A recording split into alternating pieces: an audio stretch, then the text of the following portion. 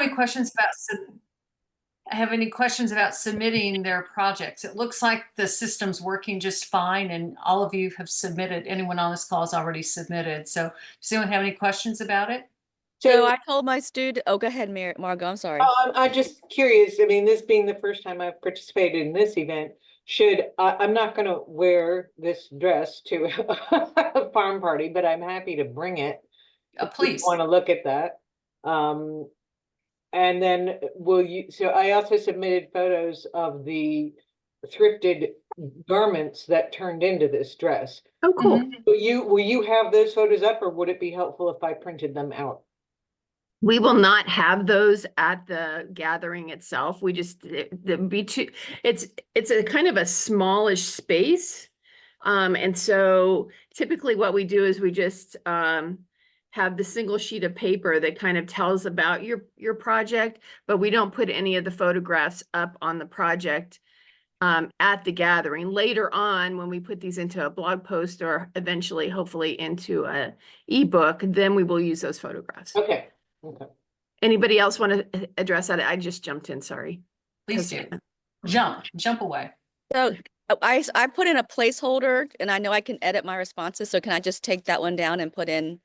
I think my students did the same thing because they weren't quite ready to finish. Some of them weren't quite ready to submit garment pics, but we can, it's an editable document, right? I mean, response. Yes, yes. And we will have a photographer there, and this space has this beautiful, oh my God, beautiful old red painted door that is really cool to take pictures in front of.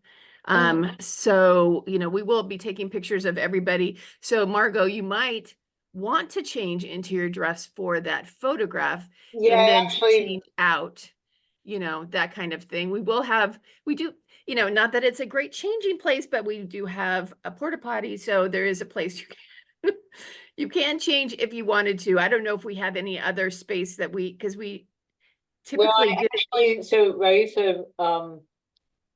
I lost a few pounds from the time that she took my measurements and time she said, oh, good. I can, if I wear the appropriate things, I mean, I just slip the dress on top. There you go. Yeah. Yeah. You all expect those young folks to come again that were there last year? The students that collaborated on a project, maybe they wore some of my students' things instead. I wish they were going to be around, but they were all in their first year of college, like in different places. So okay, yeah, I wish they were. But I also wanted to go back to Margot, if you did want to somehow include your photographs and you had a way to put them in a little book or something, a journal. Sometimes people have included like journals, and we'll have table spaces. So if that's something important to you, you can definitely consider bringing it. Well, that's what makes the dress interesting. Otherwise, it's just a dress. But what makes it interesting is that it was 3 different. It's like we walked into a thrift store and literally found 4 pieces that had the appropriate fabric, and they were all the exact same color. Wow. And it's a Frankenstein dress. It's like she took part of one to make a bodice and part of another to make a skirt and that sort of thing. And so what makes it interesting is seeing the dresses that were completely inappropriate for my age and my body. And then Rais's, I have not spoken with Rais. I don't know if she plans on coming. I hope so, because she can talk more about the process of taking those things and turning it into something completely different. So, and that can go into the dialogue that shared. I think she's the youngest member of our group. Yeah, she's only 24. Yeah. Well, that could be that could also be part of what's shared during the fashion show, so people would hear that. Yeah. And I agree with Kirsten. If you have the photos, if you can bring them, I think that would be long where they see them. I'm happy to print them out, and Raisa probably has a couple more. And so I'll try and get those from her, even if she can't come. We can just do like an album of what we did with that. So is the Wi-Fi pretty bad out there, or the cellular service, or is it decent? Can't remember. Can you guys remember? I don't know that we've ever tested it. I think I can get phone service up there. Okay. I don't remember either. I Yeah, don't 'cause remember it being basically- terrible, but I don't use much, so. Basically, I think we are, as the crow flies, we're probably about, would you say like a half a mile from a house? Would you guys agree with that? Like, Yeah. yeah. So, and there isn't, I don't know that there's a router specifically in that building, but I can tell you that they use it for a lot of events. So maybe Kirsten or Nancy, asking Lee might be a good idea about that to see if she does, because I would think if you're having a wedding, you might want to have Wi-Fi there. Maybe there is a Wi-Fi that is usable out there to us. I don't know. Even question, Kimberly. even though it's out in the country, it's not so far out in the country that I'm sure that the data I think is okay. There's a Okay. winery near that I've been through and data was not a problem. It's like a mile away. So Oh, I there's a think data's winery a probably- mile away? Oh. Yeah, Yeah. yeah, there is. You perked Yeah. up. Look it up. It's Sugarloaf Sugarloaf. Winery. Yeah. Sugarloaf? In Dickerson. Sugarloaf Sugarloaf. Winery. Okay. Got it. Yeah. Yeah. And there's a really nice restaurant, although we'll have the potluck. Yes. But yeah, it's called Comus Inn. Oh, it's near Comus? Okay, yeah. Yeah, yeah. It's just beyond, right? It's just beyond Comus Inn Yeah. about, Yeah. A little, a And little we'll bit ways have- down the road. Yeah, your cell phone should work out there. I've got a friend who lives like next to where Comus Inn, so. okay. Yeah, your cell phones will work. I just didn't know if you needed to have like a really good Wi-Fi connection to get to the web, it might be an issue. That's all. That's the thing. Because I have the QR codes again for the Right. student websites, and then sometimes it'd be nice if they could.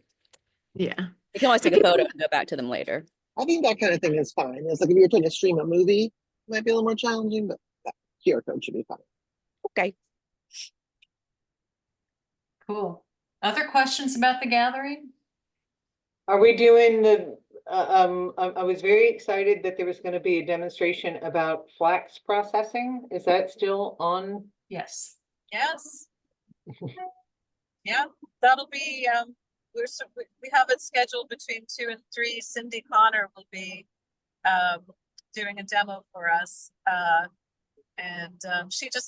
She has a lot of experience, and yeah, really happy she's gonna be there to share.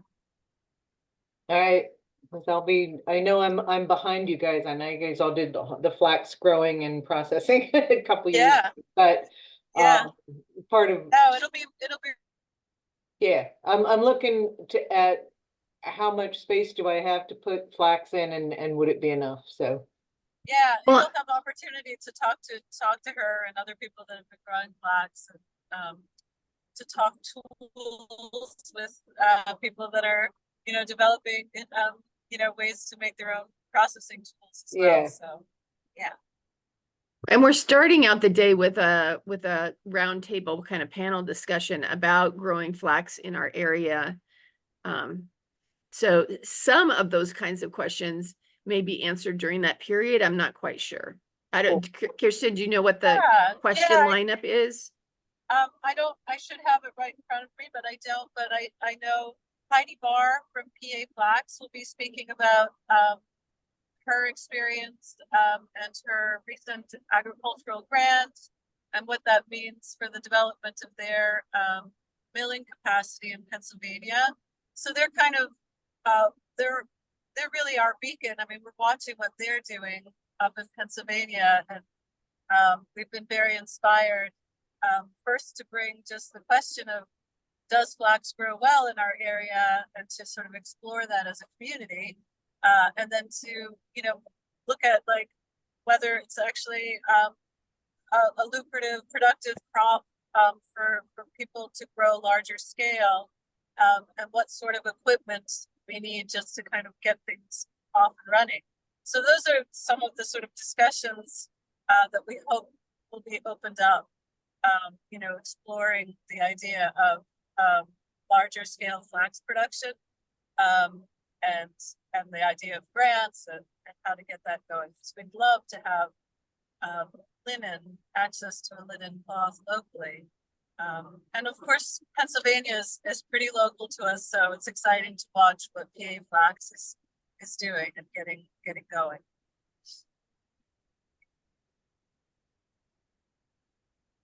Right. And of course, we will have at least 4, I think, Chesapeake Fibershed producers that will have, yarn and roving, and I know Lee has pelts, and I know Tracy has some like home products that she's had made from her wool. And we're also have a table for exchanging seeds, right, Kirsten? Seeds and for dye plants and things like that, right? So if I have excess marigold buds that I've saved I can bring those and share. Yeah, please. I got way more than I'm gonna plant. That's Yeah. great. That happened last year or not last year, but 2 we years. had 2 years ago when we had this back at Lee's place before, and somebody brought in, I think it was Gretchen from Solitude. She brought in 2 big feed bags full of marigold flowers. Like, Yes. she had a plethora. You can dry them and eat them, can't you? Isn't it called calendula or something? It's Is a it- calendula is another, it's called pot marigold, and it's a little bit, I grew Oh, that I only had a couple of plants survive. But I was just experimenting. This is my first year back doing a garden after about a 15-year hiatus. And yeah, so I'm looking at, dedicating a bed to marigolds if I want to make dye out of that, and putting in more, seeing if I can get more calendula to survive. I just couldn't get it to survive this year, so. What else do we have that's available for people that I'm forgetting, Marion? Am I forgetting anything else? Sounds like everything. And do we need to explain the no waste potluck, or? Is everyone aware that to cut down on waste, bring your own utensils and plate and cup and napkin And a chair. and a chair? I think it Yeah. sounds lovely. Yeah. Yeah. And there's always so much food. Oh my gosh. Lee has these two big farm tables, and they must be each 8 feet long, right? I mean, it's probably 16 feet full of length They're of. big. We They're can't big. lift It's them, no giant. doubt. Yeah. And Yeah. it's just, it's a lovely setting. So Can you give us an idea what the exhibition areas will look like for each person? Because I plan on like bringing a table and a couple of dress forms, and is that okay? Yes, Okay. absolutely.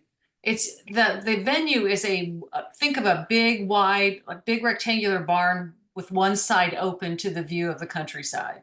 So it's an Oh, open-sided barn with The rafters. long side is open. The yeah, long one of the side's long open. sides is open. Yeah. And we usually set up everything along the back wall. So Okay. we either hang it or put Yeah. tables up. awesome. Yeah. It's such a pretty place. I It cannot really wait. is. Taking notes to send to the students right now to encourage more of them to come up for the day. So They're young, they can take it. and if there's a winery, I mean, come on, there are some should take advantage. Exactly. There are things to do in the ag reserve. I mean, There even if they come up with a bunch of friends and the friends don't want to come, the friends could drop them off, go to the winery, and then come pick them up later. Right? Collaboration. Yeah. There we go. Yeah, it's great. Anything else? People, how are people's projects coming? I just have to put bias on the outer edge of my facing and attach it to my vest, and I am done. So excited. So excited. I have a zipper to put in one, but I didn't finish the project I had hoped, but I have others. Oh, I'm But the very project that you wished for, you made progress, right? I made progress. It's mended and it's embroidered, but I don't have the embroidery on it yet. And because it's such a special piece of cloth, I'm not wanting to rush it. Mm, So I yeah. figured a good winter project. Good winter project. Yeah. Yeah. One of those 100 days of stitching things probably would. That's really- not a bad idea. That's not a bad idea. So other things we talked about doing today, our summer book club with our possible reading. Did anyone get their books read? Mm-mm. I'm like halfway through it.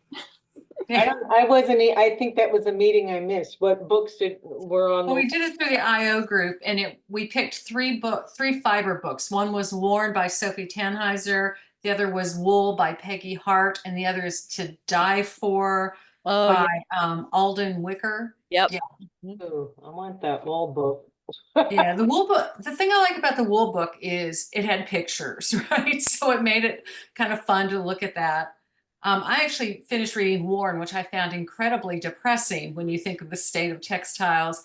But then I read an interview by her, and it was interesting because the interviewer asked Sophie Tannheiser, "What do you have hope?" And she said, "Yes, when I see small producers, small designers, wool, all these things in this small artisan community growing," she goes, "that gives me great hope for our textile economy." And I was like, "Yay, that's us, right?"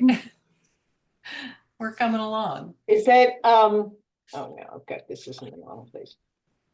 I'm trying to think, the one that I read wasn't the Barn at the End of the World, it was another one. Where she's talking about the Great White Bale.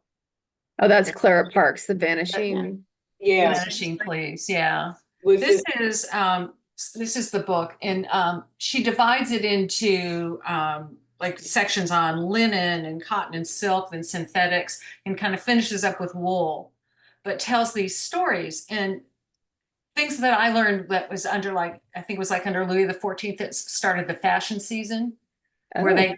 they would be required to have a new outfit every year, Yep. which kind of started this whole thing Yep. of, oh, you need new, the runway and all this kind of stuff, and what was in and trendy, which I had not realized how far back that went.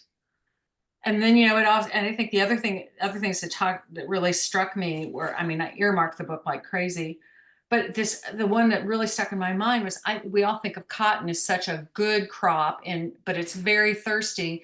And it talks about how now, because they depleted the soil in the far south, it's moved west towards Texas, and they farm by planting with GPS in order that it's genetically modified. And then as it comes up, they use paraquat to bring it all to ripeness at the same time, which is then destroying the coast of Texas and the Gulf. Yeah. And it's just appalling when you see the background of these fabrics. Yeah. Yeah, that's one of the things I came across with the book was I just found it. I was like you said, we started with depressing. It was just like, oh my gosh, the cotton industry is terrible. Silk is destroying China. It's like every chapter was like worse and worse. I was like, oh no. It made it hard to read, which is why I It haven't did. gotten all the way through it. But like the way she tied it into colonialism and exploitation, and it's like there was nothing good. So I think I skipped to the wool part. But one of the things I wanted to tell you all about is the beginning was on linen. And I was interested in that because I tried growing it this year. But also my mother-in-law was born in Manchester, New Hampshire. And one of the mills is up there. So I was asking her about it, and it turned out her mother worked in the mill. Oh, Like the mill closed in the 1930s, and it's this enormous, I mean, it's the whole town was a mill town. And so it's like a lot of this stuff is in the past, but maybe not that distant past. Right. Yeah. Is I actually talked, I mean, her mom is passed now, but she was alive when I got married to her grandson, and I knew she lived in Manchester, but I never knew she was a mill girl, Yeah. So I sort of missed the chance to ask her about that. But just this idea, I mean, it sounded very depressing. And that isn't like the stories my mother-in-law tells aren't depressing about what that life was like. But she did always say they were really poor. So the mill workers were not well off. Mm-hmm. When the mill leaves, what happens? So I have a similar story in that my family is all from Gaston County, North Carolina, which was all cotton mills. And in the 60s, they closed up the mills. And so all of the workers then went into the sewing part of it, right? And then until it must have been in the 70s when they closed down the sewing as well and sent that overseas. And so you're taking people, that's all they know, that's all they've ever done before. And, you know, there was no such thing as retraining or anything. And like in Manchester, probably that whole mill town probably had a really a downturn in their whole economy. Well, they did, because the family story is they moved to Baltimore, and it's always like Manchester to Baltimore, like. And the other thing For is jobs. she's like, my mother-in-law grew up speaking French. So what it was in Manchester is really close to the border with Quebec. So there was a whole French Canadian community in Manchester that worked in the mills. So somebody moved to Baltimore, got a job, and then people followed. Mhm. And then when she arrived here as a child, she didn't speak English, even though she had been born in the States. So That's yeah. fascinating.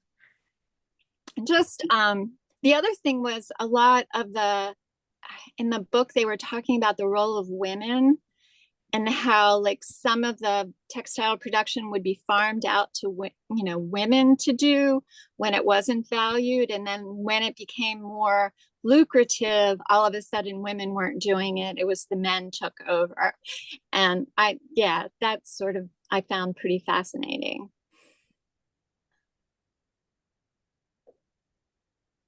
So, And then, and what do we know today is that if you have if the head of the family is a woman who has a paying job, then her children are going to be educated, right?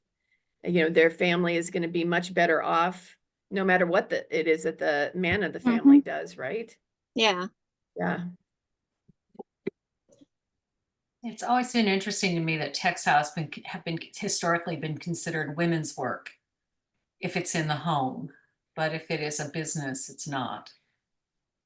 But that's changing. I look at all of you. I mean, move over. What was the title of that book again? The textiles one? Is that the one y'all talking about? The Yeah. Warm. Warren. Oh, gotcha. So a piggyback onto that is a book by it's called Making It in America. Have y'all seen that one? No. Oh, it touches on a lot of the things you all were talking about as far as the history of where the mill towns were up and down the East Coast, even in Middle America. It talks about, Woolrich and Carhartt and all the manufacturing that we had here. And oh God, what is her name? Can't remember her name off the top of my head. But it was a great book to read because I read that right after I read American Flannel, which is about another manufacturing kind of introspective about how we used to be a great making country back in the day. And so they both kind of focus on a brand as like a case study, but it's a reminder of it hasn't been that long. It's only been my lifetime since we went from all of this to none of it, and so. Kimberly, is it called Made in America? I think it's called Making It in America. Making It. Okay. And it's interesting you said that, because I can remember as a child, our sheets, we had Dan River sheets that were made here in Virginia, and you think about that. That isn't that long ago. Well, it was really the NAFTA, and was that It was NAFTA that 90s, 80s, 90s that changed it all. Yeah. Okay. What are you holding up, Lisa? So there's the book, Making It in America, Rachel Slade. That's it. Yep. Yeah. Thank you for that recommendation. You're welcome. And the other one was what? American Flannel. American Flannel. Yeah. One's about one's about American Giant. Do you know that company called American Giant? That's the case study that's in American Flannel. It's about this weird guy who wanted to make sure that everything down to the thread was made in this country. And he went all over the world. He went all over this country and up in North Carolina to figure out who can still make true flannel. And it's this whole discovery and exploration. He talks about how they finally got it right, and just how hard it is to do it here, and when it used to not be such a hard thing. And then the company that Rachel talks about, I can't remember what it's called, but it's based up in Massachusetts, or is it Maine? Based in Maine, and they're still in business. And they talk about this husband and wife team and what they went through to keep their business afloat, how they survived COVID, how they hired and trade immigrants that came into this country. They're just both really uplifting books, you know, not so always uplifting too, but yeah, Oh, I'll have to read those. They both sound great. because Alden's book was tough. Alden's book is tough. So Yeah. Yeah. I think Kristen's the one who read that one, and you were saying how difficult a read it is. Kirsten, you're muted. Sorry, I'm in the car. And yeah, I actually started the book in the spring as a book on tape. And you know, thought it would be a good like book to listen to while I was making. And I really it really hit me hard, like just looking at the amount of chemicals that are used in our clothing. And I grew up, my mother was an avid thrifter, and I mean really was very conscious about natural fibers and the importance of that on our bodies, and not using chemicals. But it was an eye-opener in terms of like the amount of sort of loopholes in you know, in getting things double checked and triple checked and whatever, but that people could still get away with using chemicals within the clothing that we purchase, thinking that we're buying even natural fibers. So the name of the book is How Toxic Fashion is Making Us Sick and How We Can Fight Back. It's called To Die For. mm-hmm. And it sort of starts with Alden looking at like why the folks within the airline world were getting sick. Basically, their uniforms were full of these toxic chemicals. And there's like a whole, I feel like you almost need to be a chemist to kind of get through like the panel of of chemicals that are used or still being used to, you know, finish our clothing. And so a lot of the chemicals used to like make things easier for us so that we don't have to iron our clothing, or so that they don't pick up stains and all of that sort of thing. Those chemicals that are applied within the process live on and are taken up by our bodies and cause all kinds of problems, obviously. Yeah. And yeah, so I stopped. I kind of reached a saturation level with it, and just thought, oh my gosh, I can't handle this. Like hearing the stories of people that were really actually quite sick, and their lives changed by their chemical sensitivity. And that's it, because not everybody responds in the same way to the chemical.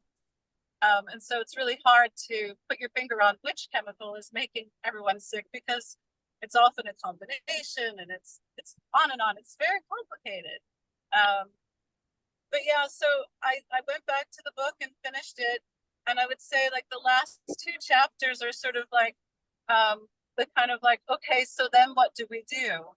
And she sort of lays out you know, the basics on like how we should proceed,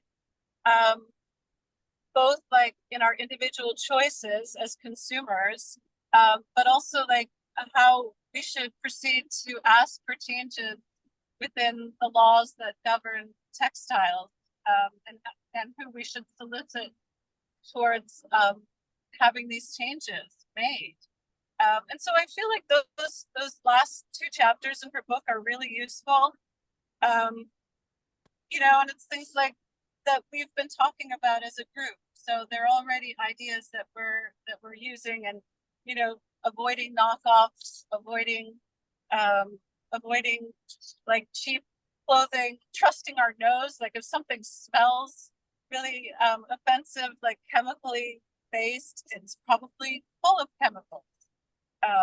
And yes, upcycling and recycling and buying and thrifting. And she also talks about some of the dangers in using our cleaning products ourselves, but also that live on in the clothing that we purchase. So I feel like I feel like there's a lot of really useful information at the end of the book if you could make it through. Yeah. And some of the chemicals that Kirsten's talking about, you all have probably heard about PFAS in the news. Yeah, and so there are states that have passed legislation against the limited use of PFAS. Colorado and I think Maine, I think specifically speak about the PFAS application on textiles, whether they're for clothing or for furniture. I don't know if the Fibershed is has a lobbying vein that we can like. Yeah, that's what I wanted to explore. I think that was next. I wanted to like sort of hold up all of those things and look at what Fibershed is so we can sort of get behind it. And yeah, exactly. Yes. Yeah. But yeah, I think the challenging part for me is like someone who goes thrifting and is looking at like, oh, this is wool and this is silk and this is, but realizing, yeah, there's still other things involved in the cloth. Right. And how important it is for us to advocate for these changes. Well, at least, a lot of them, they're not permanent. They do wash off, which means they're going into our water system. So that's a plus for buying secondhand, because ideally, maybe a lot of that stuff has washed off already, if you do have a sensitivity. So anyway. Yeah. One small step Yeah, at a time. And Right? it's interesting too, because there's, different things at play, because, I was thinking about the fire retardant stuff on children's clothing, which has to be terribly toxic. So you're trying to save the children, but yet you're poisoning them every time they put it on. And it's like, wow, And how did who's doing those the research, right? Like, when did they Yeah. start treating it? I think it happened because of one family's lawsuit against a baby clothing company. And then I think the response was, okay, we'll just spray all baby sleeping clothes. So when did that start? And when did all of these issues with children that there's such a prevalence of now that wasn't 50 and 60 years ago? Right. Who's doing that research, Yeah, that was a big question for me too. Exactly that. Just coming out of this book, like, wait a minute, there really needs to be a wake-up call here, Yeah, major. But when you look at the power of companies like DuPont and others who produce a lot of these chemicals, it's very, who's going to lobby for the little guy? And that, I guess, needs to be all of us. Yes, Right. it does. We can Yes. find schools to do some research, but even all these schools are funded by companies who make a lot of these products. Yes. Yes. Yes. So. But we can start a little One bit at a step. time. And yes, Exactly. One Fibershed- class at a time, one student at a time, one whoever at a time. Right. Yeah. I think And that's really important. And Fibershed does have an advocacy arm. Okay. At this point, because I haven't been going to those meetings and that's the big Fibershed, overarching umbrella thing. So I don't know if those kind of chemicals are on their radar, and they've done a ton with microplastics out in California, and they've done a ton with fair employment practices, especially in the LA garment district. Right. Do you know, Kirsten or Marion or Nancy, if there's anything going on with the chemicals? I don't know, I don't know. but I have a note to look more. Who is going to attend virtually? I mean, I wish I could go in person. Their next event isn't it coming up? The one in California, the Rebecca Burgess one, the big one, because you can go virtually, but I can't go. I think it's this week, isn't it? Yeah, it is. I just saw an email about that. 27? What's today? No, today's 27. No, what I saw was Project Threadways announced their 2025 date. Yeah, I haven't seen anything. You're talking about the Fibershed Symposium, which is usually in November is when they usually have it, but I haven't seen anything sent to the affiliates about that. Oh, I got something in my mail. Hold on. And it's usually recorded, parts of it, because I've like watched the recordings. Yeah, since the pandemic, they did a lot more digitally. Yeah. But you have to pay now to join it virtually. Yeah. Trying to, God. Yeah, it's Oh. expensive. Can't remember what the date was. Shoot. Not.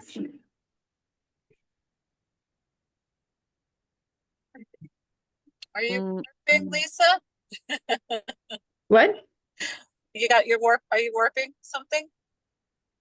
No, I was just, well, no, I'm working on my project and it's a secret and I'm not going to tell you.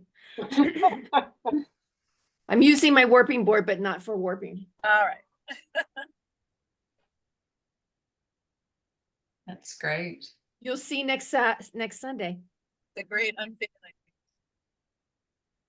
Now we're all going to be quite curious. Yep.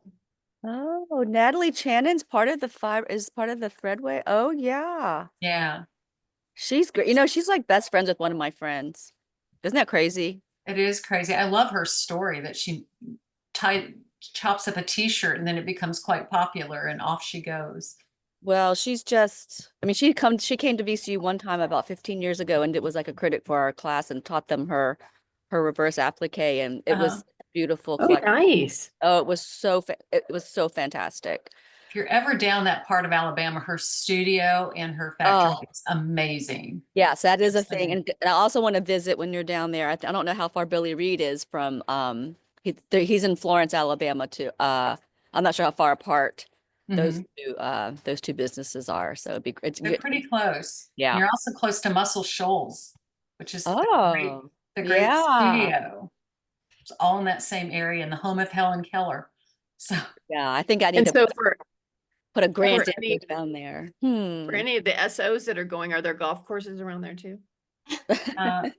Actually, in Alabama, I believe they have the Robert Trent Jones Golf Trail that supports the state retirement system. So Oh I'm my sure there's gosh. a golf course Oh. somewhere.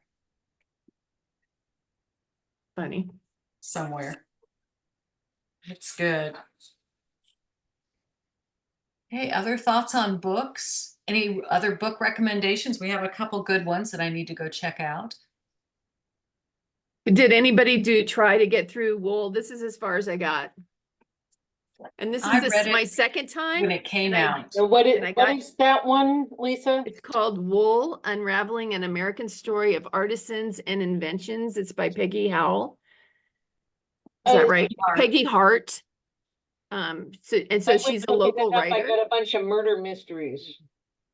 I'm on Goodreads, so it's Yeah, I did get this from Amazon. But I think I bought it. I think I bought it as a used copy. It is full of dates, and that's why I have not gotten very far. It is kind of an interesting story, but oh my God, what a snore fest. So if you like history, I mean, it starts out with, the earliest English settlers that are coming over and then going from there as far as, how did they, using wool to, make the clothing after the war so they didn't have to buy buy fabric from the British and all that kind of stuff, but there's just so many dates. It's a lot of dates and facts, but she also has lots of photos in the book, Yeah. historical things, which makes it a little bit more fun. Does she touch on why? I don't know why the U.S. has such a different outlook on wool based on how the settlers first got their wool, because they were getting the lowest qualities of wool, and so from the very beginning, it always was like Itchy. not super fine. Yeah, it was itchy, Right.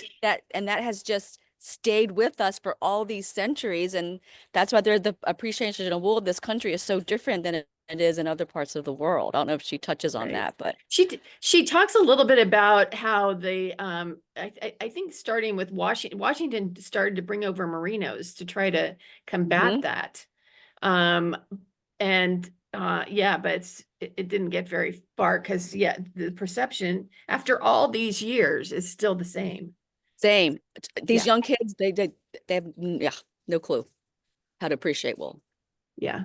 And is there scratchy wool? For sure. Yes. Yeah. But not all wool is scratchy. When we were in Rhinebeck, I found it interesting where so many people would talk about how scratchy wool was. And I said, but what, there's cashmere, there's cormo, there's merino, there are all these things that are very soft and luscious on the skin.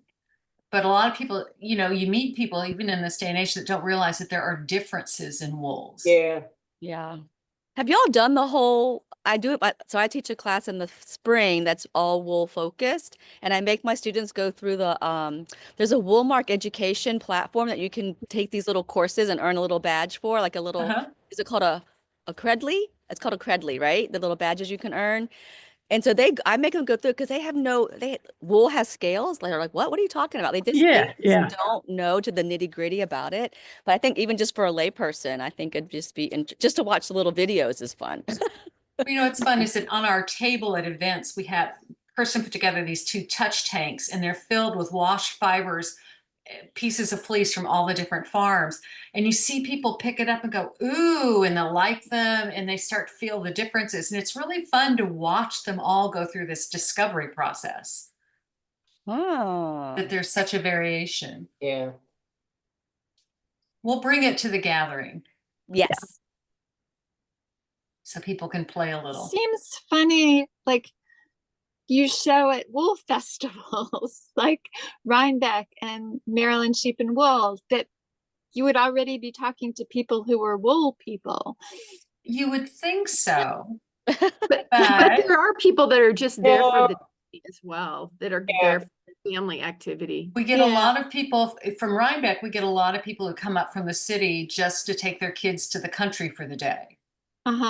And see the animals. I've also seen the fiber festivals, and I just did the Shenandoah one teaching, and it attracts a lot of people who are knitters or crocheters, and they're being sold on, they see these beautiful displays of gorgeous dyed yarn. And that's the limit of what they know. They don't know how it gets from the sheep to that yarn. Right, right. And all they know is that, you know, they can knit something pretty out of it, and they don't understand that, well, pay attention to what breed it is. That's going to tell you how it's going to wear and how it's going to knit up and everything else. So it's surprising. And I did, in my felting practice, a lot of people want to know, what is this stuff? They really didn't understand how, you know, did you just go buy felt in the craft store and make this artwork? I'm going, no. So I actually, and I've had the chance presented a couple times, kind of a history of human beings and wool, and then understanding why wool behaves the way it does and why that's fascinating. And I think that's something that this group could promote, and I'm sure there's people here who could add a lot more than what I know about it. In my discussions with Raisa, who sewed my dress, I have a group of teenagers, and a couple of them are very fascinated in making clothing choices that are in opposition to fast fashion. They understand how detrimental fast fashion is. And from that, I started thinking in terms of a series of discussions and presentations to the Montgomery County community on living sustainably. And I think that talking about our clothing, that rarely gets into the discussion about sustainability. And I think that is something that this group, the Fibershed, and this group specifically from the Fibershed might think about putting together a presentation about why is it worth either thrifting or making your own fabric so that you can sew or something like that.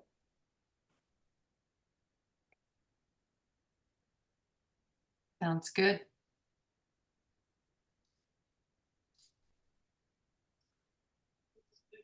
Yeah. Okay. So Kimberly asked if we could share the timeline again for the event. Typing it in for my students. Okay. So Kirsten, or it looks like Nancy is gone, or Marion, do you have that in front of you? We're going to register at 11. People can come from 10 to 11 to bring their things. And then from just after 11 till about 11:40 till noon, we'll have the panel. And then Okay, there's a potluck at noon, and then the fashion show around 1, and then time after that from 2 to 3 to sit around and gather and vent, shop a little and enjoy. okay.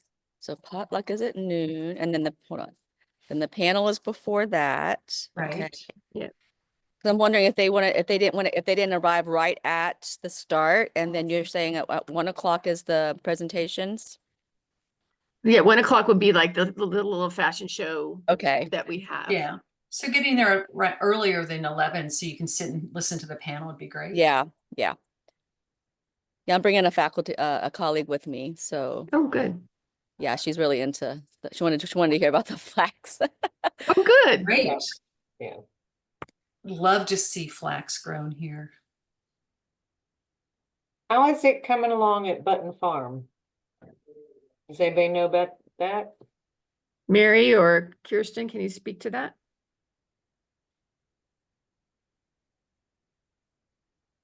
You're muted, Mary. I mean, You're both. There- are you, hi, are you referring to the community patch that we did there? I mean, I've only heard about it. I've not been up to Button Farm to see it. I know Tony Cohen. I don't know if you're interacting with Tony, but yeah. Yeah. Yeah. So yeah, we planted it and we, as a group, and then we did a redding and harvesting and redding and at that point, Tony, bundled it up and it's now in storage and I don't know what it looks like, but I guess, we haven't gone to the next step, but we got all the way through the redding with it. Okay. And, but Tony's going to be on the panel. So, Oh, good. I haven't seen him in years. That'll be wonderful. we can ask him, about the whole experience and they're very interested in, growing it on a larger scale there to fit in with their historical, Yeah. role in the county. So, yeah, so he's going to talk about that, Great. I think. I hope. Okay. Anything else anyone wants to share? Jesus. Sorry about that. Doesn't sound like it. Well, on that note, it has been great to see everybody. We look forward to seeing you on the 3rd. If you have any That's questions. in just the next meantime, week. I know. I it's know. crazy. I can hardly wait. Yeah. Mhm. All right. Right. And Maybe then there'll be more Weather's people supposed to be who, maybe there'll be some more people that want to join the advocacy side of all of this and give you all some support. So I know, because I know it's a heavy lift. Yeah, that'd be great. that would be and- awesome. And I know my first attempt to get a student to help you did not go so well, and I'm very embarrassed about that. And Don't worry so- about it. and so No, is yeah, she.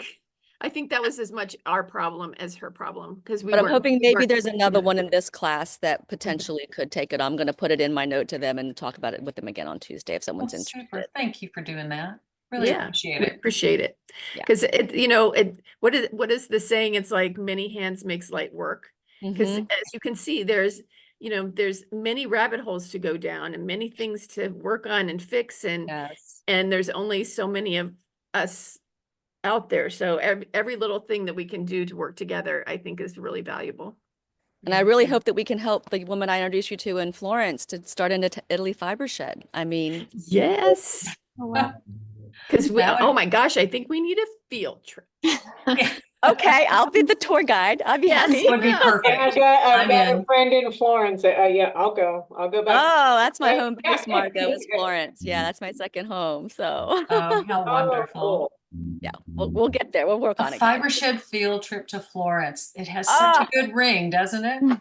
It does. Do it. Let's do it. Let's Yes. figure this out.